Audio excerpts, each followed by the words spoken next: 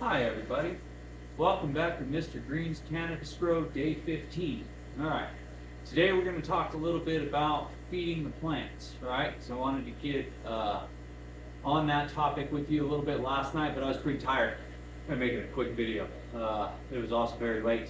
I tried to stop doing those late, like last minute of the day videos, so my apologies for that. Here's the deal. As far as the nutrients for the plants are concerned right now, we are only looking at adding one specific nutrient, which is pretty much the food. We're not going to add any of the big grow stuff or the tiger bloom until a little bit later on. Plants are still a little bit too little for those. Right now, all we're talking about as far as nutrient adding is for the soil plants. I will touch base with you probably tomorrow about the nutrient additions for the hydro. Those have already been added, the water's already in there, everything's flowing for the hydro grow. And I won't need to mess with that for a little bit of time, maybe a couple weeks. I just keep monitoring it and making sure that the pH is at the right level and that the parts per million is good.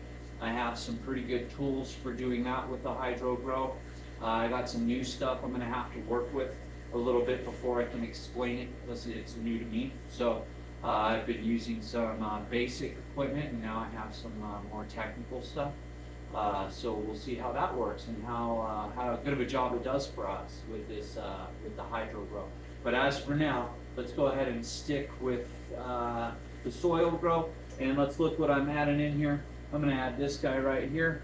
This guy in here. You'll notice that each of these bottles, all of them, including the CalMag, they all got numbers on them down here at the bottom.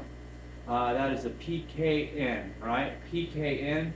Each of these has PKN, and depending on how far you are into your grow, determines what you want to use for those. Now, P stands for phosphorus, K stands for potassium, and the N is for nitrogen. So the plants need those things in order to grow, and they need specific amounts of them during specific parts of their growth.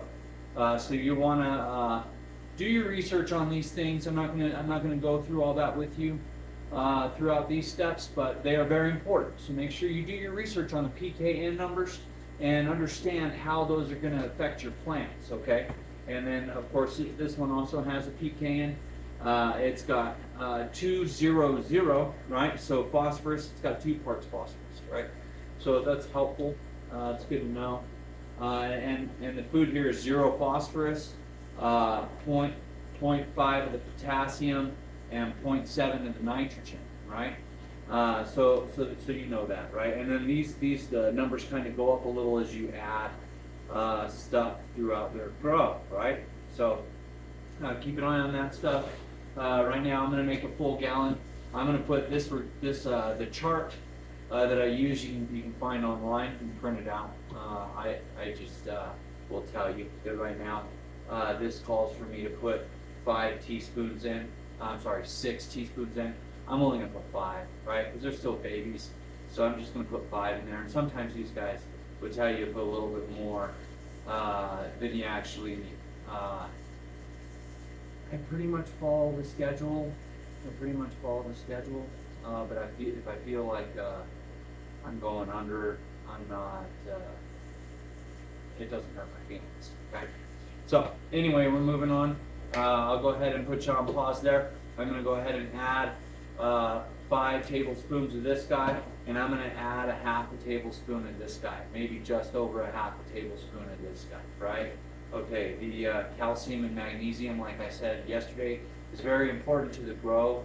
CalMag, especially if I'm using RO water. I like the RO water because it takes out the lime, it filters out all the bad stuff. Having a reverse osmosis system to filter your water filters out all the bad stuff that the plants don't want. But it also takes out the calcium and magnesium, right?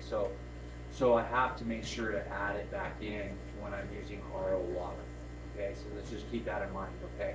And then I'm going to go ahead, and this will be part 1 for the day, and I'll create part 2 when I go ahead and do the water. It'll be a quickie. It'll just show me, I'm going to add 2 cups of feed to each plant. We'll look at the plants, and that'll be it for the day. You guys have a wonderful day. Thanks for joining me. Remember to like and subscribe. Thank you guys for hanging out with us. Have a wonderful day, y'all.